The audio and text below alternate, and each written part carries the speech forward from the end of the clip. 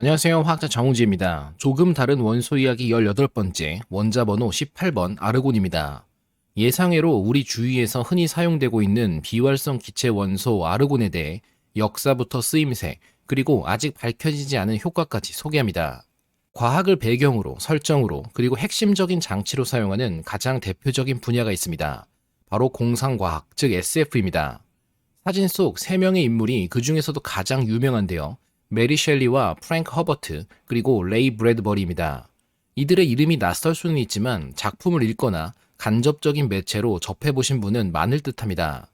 메리 셸리는 가장 유명한 고딕 SF 소설인 프랑켄슈타인의 저자입니다. 그리고 프랭크 허버트는 게임이나 영화로도 자주 등장하는 듄의 저자죠.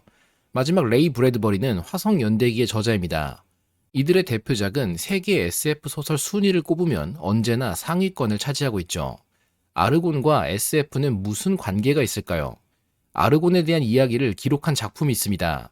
이들이 아닌 허버트 조지 웰스라는 작가인데 투명인간, 타임머신, 세계전쟁과 같은 작품으로 유명합니다. 세계전쟁 속에는 화성인이 남긴 검은 가루의 분석에 대한 나레이션으로 분명히 미지의 원소가 존재함을 가리키는 빛나는 줄 3개가 나타나며 아르곤과 결합하여 치명적인 효과를 나타내는 화합물을 형성할 수도 있다라는 설명이 있습니다. 아르곤이라는 구체적인 원소 이름을 사용하고 화합물의 형성이라는 지금은 특이적이지 않은 사실이지만 당시에는 알 길이 없던 1896년의 이야기로는 정말 공상적입니다. 사실 웰스가 책을 집필할 당시는 아르곤의 발견으로부터 2년이 채 지나지 않을 시기였으니 유명한 이슈로 상상을 펼치기에는 최고의 원소였을 것입니다. 아르곤의 발견에는 비활성 기체 정복자인 윌리엄 램지경이 당연히 관여합니다. 하지만 아르곤 발견에 램지경보다 더 큰 기여를 했던 것은 존 윌리엄 스트럿이었습니다. 조금 더 유명한 호칭으로 제3대 레일리 남작, 즉 로드 레일리가 있습니다. 램지경은 뛰어난 과학적 업적을 통해 기사자기를 받아 경으로 불립니다. 그렇다면 로드 레일리는 말 그대로 남작입니다. 가문 문양까지 가지고 있는 진짜배기 남작이죠. 잘 찾아보면 과거 과학자들 중에서는 귀족도 종종 등장합니다만 제가 알기로 가장 높은 계급의 귀족 과학자는 루이 피에르 레이몽드입니다. 바로 물질파의 발견으로 양자역학의 시작에 큰 역할을 했던 루이 드 브로이입니다. 제7대 드 브로이 공작이죠. 본론으로 돌아가자면 로드 레일리는 1904년 아르곤의 발견이라는 업적을 통해 노벨 물리학상을 수상합니다. 그리고 함께 연구했던 램지경은 같은 해 비활성 기체 원소 발견과 주기율표에서의 위치 결정으로 노벨 화학상을 수상합니다. 같은 연구로 같은 해 다른 분야에서 각각 단독 노벨상을 받은 이 둘은 스승과 제자 관계였습니다. 아르곤의 중요성은 최초로 확인된 비활성 기체라는 데도 있습니다. 1894년 로드 레일리와 윌리엄 램지경은 아르곤을 공식적으로 발견합니다. 그 다음에 존재는 확인되었지만 분리가 이루어지지 못했던 헬륨도 램지경에 의해 성공적으로 검증됩니다. 그로부터 3년 후인 1898년에는 램지경과 그의 제자인 모리스 트레버스가 네온과 크립톤, 제논을 발견합니다. 마지막 라돈에 대해서는 조금 더 시간이 흐른 후인 1910년 램지경과 또 다른 그의 제자인 로버트 와이틀로 그레이가 분리하며 일반적인 비활성 기체 모두가 드러나게 됩니다. 참고로 라돈의 방전등 사진은 예상 이미지입니다. 라돈으로 채워진 방전등은 꽤나 위험성이 높아 사용되지 않습니다. 여기까지는 흔히 아는 아르곤의 발견자와 특징이죠. 지금부터는 아르곤 발견이 실제로 이루어진 과정을 조금 더 자세히 소개합니다. 로드 레일리와 램지경은 일반적인 공기에서 수증기와 이산화탄소, 산소를 제거해 질소를 분리합니다. 당시로서는 질소만 남아있을 것이라 추측되는 것도 자연스러운 결과였습니다. 그리고 암모니아의 분해를 통해 생성되는 질소와 부피당 질량을 비교하게 됩니다. 그런데 기이하게도 같은 질소일 텐데 암모니아의 분해로 생성되는 질소가 0.5% 가벼웠습니다. 원인을 고민하던 로드 레일리에게 램지경은 대기에서 분리한 질소에 혹시 미지의 기체가 섞여 있는 것이 아니겠냐는 의견을 냅니다. 과감하게 질소와 다른 무언가를 분간하는 대신 질소까지 다 제거하면 남는 것이 무엇일지 확인해보자 제안하며 마그네슘 금속에 생성되는 질소로 추정되는 기체들을 가열과 함께 반응시켜 질화 마그네슘의 형태로 제거합니다. 그러자 공기에서 분리된 질소에서는 매우 적은 양의 기체가 남았고 바코드처럼 원소마다 고유의 구조를 갖는 선 스펙트럼 분광 분석을 통해 새로운 원소임을 확인하게 됩니다. 아르곤의 최초 발견이었습니다. 여기까지도 우리는 어딘가에서 읽어볼 수 있는 이야기겠죠. 그러니 로드 레일리와 램지경의 실험을 아주 자세히 단계마다 보여드리겠습니다. 전체적인 실험 장치는 다음과 같습니다. 간단해 보이면서도 뭔가 복잡해 보이죠. 첫 과정은 공기 중 두 번째로 많은 산소를 먼저 제거해 얻어진 질소를 모아두는 공간입니다. 그 과정은 공기와 뜨겁게 달궈진 구리를 반응시켜 이루어집니다. 다른 인화성 물질을 넣어 직접 태우면 이산화탄소나 그을음 등이 혼입될 수 있으니 산소만을 제거하기 위해 금속 산화의 힘을 빌립니다. 산소는 산화구리가 되어 잡히고 질소는 충분히 모여 다음으로 이동합니다. 다음은 미량 혼합되어 있을 수증기와 이산화탄소의 제거입니다. 수증기의 제거는 5산화2인을 통과시켜 인산의 형성을 통해 이루어지며 탄산칼슘 분말을 함께 뒤섞어 이산화탄소와 물을 함께 제거합니다. 그리고 가열되고 있는 구리와 산화구리 혼합물을 통과시켜 산소는 구리와 반응하도록, 그리고 혹시나 뒤섞여 있을 매우 적은 양의 수소는 산화구리와 환원 반응하도록 설계합니다. 마지막으로 마그네슘으로 채워진 뜨거운 관을 반복적으로 통과시켜 질소를 제거하며 더 이상의 부피 변화가 발생하지 않을 때 남은 기체를 모으게 됩니다. 그것이 아르곤입니다. 아르곤은 주기율표의 가장 오른쪽 끝인 18쪽에 속한 원소입니다. 귀족 기체 혹은 비활성 기체라는 명칭으로 구분되죠. 아르곤의 이름은 어디서 유래했을까요? 많은 책에서 게으르다는 의미의 그리스어 아르고스로부터 아르곤이란 이름이 붙게 되었다고 합니다. 번역 과정에서 약간의 오류가 있어 우리나라에서는 게으른 원소라 불리고 있는데 원소가 잘못한 것도 없는데 게으르다고 뭐라 할 것까지는 없겠죠. 아르고스의 의미는 작동 혹은 가동되지 않는, 즉 비활성이라는 뜻이 사용되었습니다. 최초의 비활성 기체이자 그 자체가 비활성인 원소가 바로 아르곤입니다. 아르곤은 3주기 마지막 원소로서 드디어 세 번째 전자 껍질까지 모두 채워진 형태입니다. 안쪽부터 2개, 8개, 8개의 전자가 채워져 총 18개의 전자를 갖습니다. 원자 번호, 그리고 전자 개수와 같이 양성자 또한 18개이며 동위 원소에 따라 다양한 중성자 개수를 갖지만 가장 풍부하게 존재하는 대표적인 아르곤 40를 기준한다면 22개의 중성자를 보유하고 있습니다. 그 외에 안정한 동위 원소로는 0.334% 존재하는 아르곤 36, 그리고 미량의 아르곤 38이 있습니다. 그런데 아르곤의 생성은 가변적입니다. 지구에서는 포타슘 40의 방사성 붕괴를 통해 형성되는데 고온 고압의 멘틀 속에서는 세 종류의 아르곤 모두가 만들어지고 이들은 화산을 통해 대기로 분출됩니다. 하지만 지각에서는 오로지 아르곤 40만이 형성됩니다. 이 차이는 아주 중요합니다. 우리는 지각에서 순수한 아르곤 40만을 얻을 수 있기 때문이죠. 우주에선 어떨까요? 보편적으로 실리콘 32와 알파 입자의 핵융합을 통해 아르곤 36가 만들어집니다. 결국 아르곤 40는 지구의 지각 내에서만 순수하게 존재하며 그 외 우주와 대기, 멘틀 등 모든 곳에서는 아르곤 동위 원소가 뒤섞여 있는 셈입니다. 정말 많은 작업에 사용될 수 있고 정보를 얻는 데 활용할 수 있는 특이적인 조건입니다. 결론은 아르곤의 양과 동위 원소의 비율은 변화한다는 것입니다. 뭐 그럴 수도 있지 하고 넘기기에는 우리가 예상하지 못한 또 다른 커다란 변화로 이어졌습니다. 바로 주기율표의 개정입니다. 주기율표의 형태가 목적에 따라 다양하게 변형되고 있다는 사실은 유명합니다. 하지만 우리가 알고 있는 기본적인 주기율표 역시 포함되는 정보의 양과 종류가 다양하죠. 원자 번호와 원소 기호만 기록되어 있는 주기율표는 가장 알아보기 간단하며 무엇이 있나 둘러보기 적합합니다. 하지만 이들이 만드는 분자나 물질의 분자량 등을 계산하기 위해서는 추가적으로 원자량이 쓰여 있는 주기율표 정도는 펼쳐봐야 합니다. 혼동의 여지 없이 깔끔하게 소수점 아래까지 원자량이 저마다 쓰여 있습니다. 그런데 이 주기율표를 또 다른 주기율표와 비교한다면 약간의 차이가 보입니다.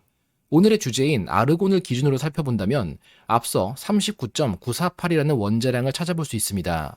하지만 표준 주기율표에는 39.95라는 반올림된 듯 싶은 원자량과 함께 아래에 알 수 없는 또 다른 원자량들이 2개 쓰여 있는 것이 보이죠. 위의 값은 원자량이고 아래 값은 원자량의 범위입니다.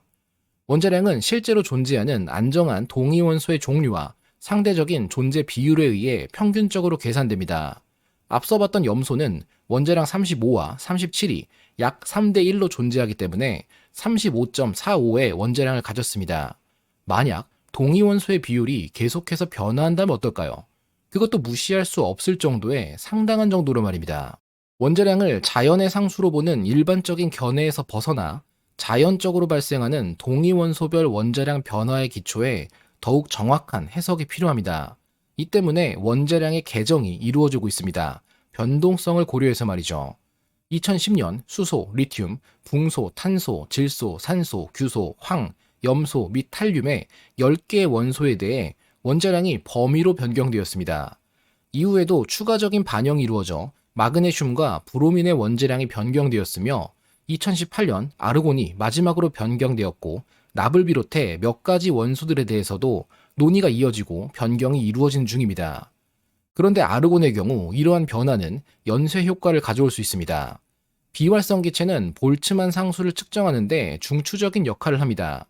온도의 기본 단위를 재정의하는 데 사용되는 자연상수의 초정밀 측정에서 아르곤의 무게 변경은 온도에 대해 가장 큰 불확실성을 유발합니다. 주기율표의 순서는 절대적이지만 원소마다의 물질량은 변동성을 갖습니다. 원소 기호 역시 충분히 바뀔 수 있는데 비금속 원소인 아르곤은 초기 A로 사용되었지만 1957년 지금의 형태인 AR로 바뀐 것이 그 사례입니다. 공기 중 아르곤의 함량은 0.93%라고 합니다. 매우 적은 미량으로 느껴지지만 이는 무려 65조 톤에 해당합니다. 아르곤의 원자량이 변경되었듯 지구를 벗어나거나 소모되는 다른 원소들과 달리 아르곤은 계속해서 늘어나고 있습니다. 공기의 밀도와 비교해 더욱 높은 아르곤의 밀도는 안정하게 지구에 남아있을 수 있도록 하며 포타슘 40의 붕괴를 통해 멘틀과 지각에서 계속해서 생겨나기 때문입니다. 이 때문에 아르곤은 생각보다 비싸지 않습니다. 물론 더욱 무거운 만큼 같은 질량으로 거래할 때 질소보다 적은 양이긴 하지만 실험용으로 아르곤 기체를 구입해본다면 가스통 하나 가격이 질소와 같습니다. 질소보다 무겁고 공기보다도 무거우며 반응하지 않고 합리적인 가격은 아르곤의 실사용에 굉장히 큰 장점으로 작용합니다. 아르곤의 수많은 사용처 중 가장 기초적인 것은 조명입니다. 비활성 기체 특유의 색상을 갖는 방전 등은 네온사인의 제작에 사용되도록 했으며 산화나 변질을 막을 수 있는 비활성 기체의 특성은 전구 속 충진 기체로 혼합되어 백열 전구의 수명 연장을 위한 필라멘트 급속 산화 방지용 기체로 사용됩니다. 네온사인이 아니어도 다른 비활성 기체와 혼합되어 네온 아르곤 램프나 헬륨 아르곤 램프 등 특별한 조명을 만드는 데 쓰이고 있습니다. 조금 더 특별한 쓰임새는 레이저입니다. 흔히 레이저를 일반적인 영단어로 사용하지만 사실 레이저는 Light Amplification by Stimulated Emission of Radiation, 우리말로 복사 유도 방출 과정에 의한 빛의 증폭의 앞글자를 따서 만든 단어입니다. 아르곤은 청록색의 레이저를 만드는 데 사용됩니다. 488에서 514나노미터의 가시광선 파장을 갖기 때문에 피부 투과도가 높지는 않아서 부위에 따라 최소 0.5에서 최대 2mm까지 피부를 투과합니다. 상피혈관에 손상을 입히지 않을 깊이이기 때문에 피부 관련 시술에 사용되는데 광섬유를 체내에 삽입해 내부 시술에서 다채롭게 사용하기도 합니다. 대표적으로 직접적인 암 조직의 제거나 선택적인 약물의 방출과 치료, 당뇨 망막증을 비롯한 안구 레이저 시술은 물론이고 조금 더 독특한 방식을 예로 든다면 척추 내부에 레이저를 쬐어 척추신경에 가해지는 압력을 줄이는 척추 레이저 수술과 아르곤 엑시머 레이저를 혈관에 집어넣어 내부에 단단하게 쌓인 세포 부스러기와 지질, 칼슘 등 죽종을 깎아내는 관상동맥 죽종 절제술에 사용됩니다. 비활성을 갖는 기체가 사용되는 대표적인 분야는 보존이죠. 가공식품 등 포장되어 보관 및 판매되는 물품에 질소 기체가 채워져 있는 것과 같습니다. 아르곤 역시 식품 보존에 사용되곤 합니다. 질소를 사용해도 충분하지만 새어나가는 것을 조금 더 완화시키고 안정하게 보관하기 위해 아르곤이 선호되기도 합니다. 가장 대표적인 예는 와인입니다. 와인 배럴 속에서 산화되는 것을 방지하기 위해 질소나 아르곤을 사용하며 다른 식품에 비해 틈이 존재하기 쉬운 와인 배럴에는 아르곤이 흔히 투입됩니다. 식품이 아니어도 중요한 문화재의 경우에는 보존을 위해 산화를 방지해야 합니다.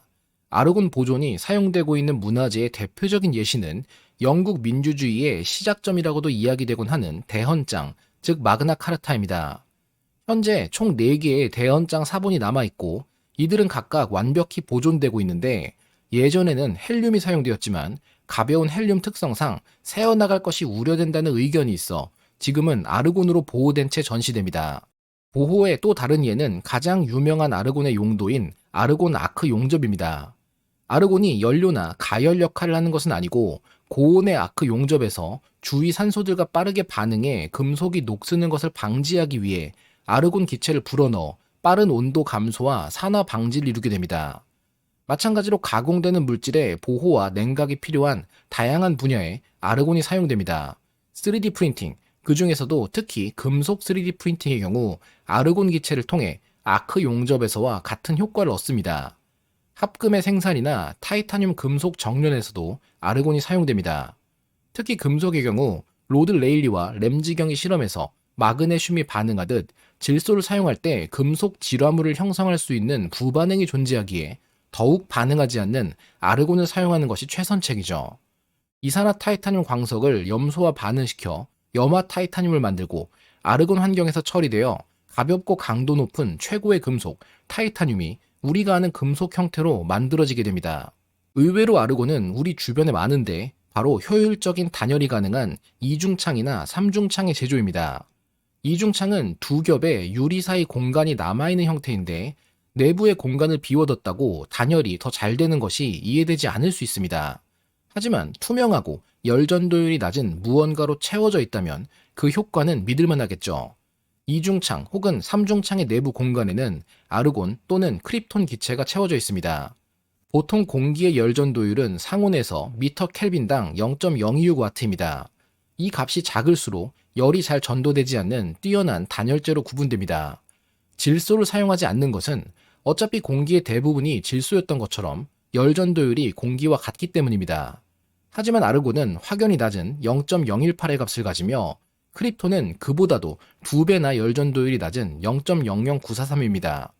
크립톤이나 제논을 사용하는 것이 최선이겠지만 아르곤을 쓰는 것은 가격을 고려한 경제적 원리에 의해서입니다. 어차피 대기에 0.93%나 있는 아르곤이니 크립톤이나 제논보다는 압도적으로 저렴하니까요. 아르곤의 뛰어난 단열성은 심해 다이버 드라이슈트 내부 공간에 펌핑되어 체온 손실을 최소화하는 데도 사용됩니다. 그리고 공기를 채워 넣어 사용하는 익숙한 물품이 하나 더 있죠. 바로 자동차 타이어입니다. 하지만 자동차 점검이나 타이어 내부압 체크를 하러 카센터에 방문해 보신 분이라면 평범한 에어 컴프레서로 공기를 주입하는 것을 기억하실 수 있습니다. 사실 공기가 아니라 아르곤이었다는 말일까요? 그건 아닙니다. 아르곤을 채워 넣은 타이어는 일반 공기를 넣은 것에 비해 연비 향상, 타이어 소음 감소, 자동차 핸들링 향상, 타이어 수명 연장 능력이 확연히 높아집니다. 대신 비싸겠죠. 그래서 경주용 차량 타이어나 고급 타이어의 경우에 아르곤을 사용합니다. 금으로 만든 이어폰 케이블을 사용하고 수력 발전으로 생산된 전기를 이용하면 음질이 좋아진다는 근거를 알 수 없는 이야기와 달리 아르곤은 정말로 연비와 차량 안정성을 높이는 물질입니다. 아르곤은 계속해서 생겨난다 했으니 포타슘 40의 붕괴로 만들어지는 아르곤 40의 양과 다른 아르곤 동위원소의 비율을 통해 암석의 연대 측정이 충분히 가능할 것입니다. 아르곤 연대 측정법은 흔히 사용되는 기법 중 하나이며 지구와 우주의 아르곤 종류와 비율이 달랐던 만큼 생각보다 많은 쓰임새가 있습니다. 지구의 지각 내에서는 아르곤 40만이 생성된다 했으니 이 특이성을 활용할 방안도 존재합니다. 지구가 생성된 이후 내부에는 거의 순수한 아르곤 40만이 매장된 경우가 많습니다.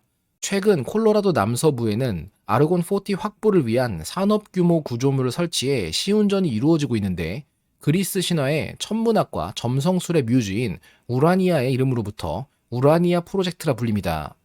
비활성 기체가 지각 내부에 많아봤자 얼마나 많을까 싶지만 아르곤의 또 다른 재미있는 점은 생각보다 지각에 너무나 많은 비활성 기체란 특징입니다.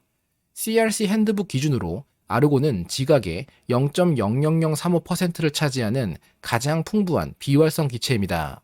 너무 적은 수치로 느껴지지만 우라늄이 0.00027, 텅스텐은 0.000125, 은은 0.0000075, 금은 단 0.0000004%보다 아르곤이 더 많다는 것을 고려한다면 정말 많은 셈입니다.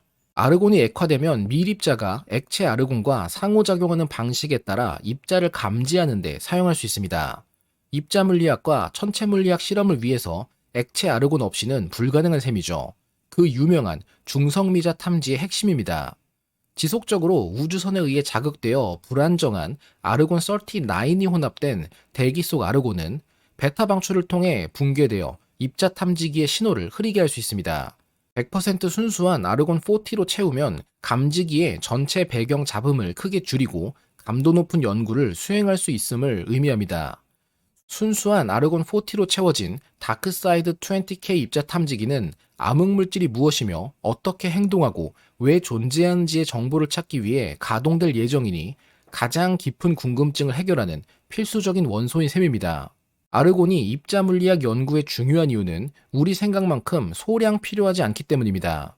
고대 그리스 전설에서 영웅 이아손과 함께 황금양의 털을 구하러 콜키스로 떠난 영웅들을 의미하는 아르고노트의 이름과 아르곤이라는 원소 명칭의 교묘한 접점을 이용해 영하 193도의 차가운 액체 아르곤 바닷속을 항해하여 초저온 입자 탐지기 내 상태를 모니터링하는 아르고노트 프로젝트도 가동되고 있습니다. 이를 위해서는 거대한 건물 하나를 액체 아르곤으로 가득 채워야 할 정도이며 하나의 시설을 채우는데 무려 760톤의 액체 아르곤을 투입해 가동할 예정이니 운용에 가장 중요한 물질이 아르곤이라 해도 과장이 아닙니다. 실제로 이를 이용해 뮤온 중성미자와 아르곤의 상호작용으로부터 입자를 찾아내고 연구한 결과도 보고되었을 정도입니다. 아르곤 역시 온도가 낮아지면 당연히 액체나 고체로 변화합니다. 하지만 마이너스 185.89도에 끓는 점과 마이너스 189.34도에 어는 점을 가져 생각보다 그리 낮은 온도는 아닙니다. 액체 질소의 온도가 마이너스 195.8도라는 것을 생각한다면 액체 질소를 이용한 냉각만으로 충분히 액체나 고체 아르곤을 만드는 것이 가능합니다.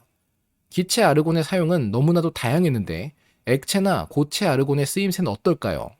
액체 아르곤을 이용해 저온 환경을 형성하고 밀입자와의 상호작용을 확인하는 이야기는 충분히 들려드렸지만 사실 그 이외에는 특별한 사용 분야는 없습니다. 오히려 액체 아르곤은 기체 아르곤을 보관하고 공급하기 위한 중간 물질로 선호됩니다. 아르곤의 액화를 통해 부피가 822분의 1로 줄어들기 때문에 전달이 용이하며 기체 상태에 비해 더욱 높은 순도와 효율성을 갖는 전달 물질이 됩니다. 고체 아르곤은 의외로 사용되는 분야가 있는데 바로 핵융합로의 냉각과 보호입니다. 아르곤과 중수소로 이루어진 고체 펠렛을 분쇄해 필요할 때 초고온 플라즈마에 주입하여 고에너지 폭주 전자로부터 원자로의 내부 벽을 보호할 수 있습니다.